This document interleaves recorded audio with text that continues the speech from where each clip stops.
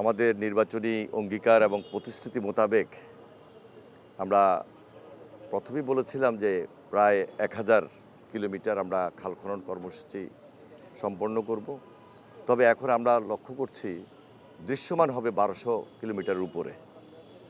এর বাহিরে আগামী 5 বছরে আমাদের যে নির্বাচনী প্রতিশ্রুতি 20,000 কিলোমিটার, তার চেয়ে বেশি আমরা সম্পন্ন করতে সক্ষম হব।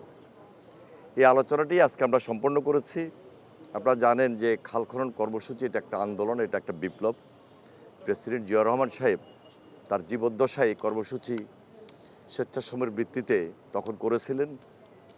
এখন আমরা মাননীয় প্রধানমন্ত্রী জনাব তারেক রহমান ওনার উদ্বোধনী কর্মসূচির মাধ্যমেই এই কর্মসূচি আমরা এই ঈদের আগেই আমরা শুরু করতে যাচ্ছি। আমরা এটা নিয়ে একটা মিটিং আবারও আহ্বান করেছি এবং সেখানে আগামী পরশুদিন এই মিটিংটি অনুষ্ঠিত হবে। সেখানে আমরা নির্ধারণ করব মাননীয় প্রধানমন্ত্রী কোন কোন জেলায় তিনি উদ্বোধনী অনুষ্ঠানে থাকবেন, তিনি ইন প্রেজেন্স উপস্থিত থাকবেন এবং আমরা আশা করতেছি যে দিনাজপুরে একটা খাল খননের মধ্য দিয়ে ওনার এই কর্মসূচি শুরু হবে এবং অ্যাট এ টাইম আমাদের বিভিন্ন জেলায় যারা সংসদ সদস্যবৃন্দ রয়েছেন, মাননীয় মন্ত্রী মহোদয়রা রয়েছেন, সবাই মিলে আমরা সবাই স্বতঃস্ফূর্তভাবে এই কর্মসূচির উদ্বোধন করব ইনশাআল্লাহ।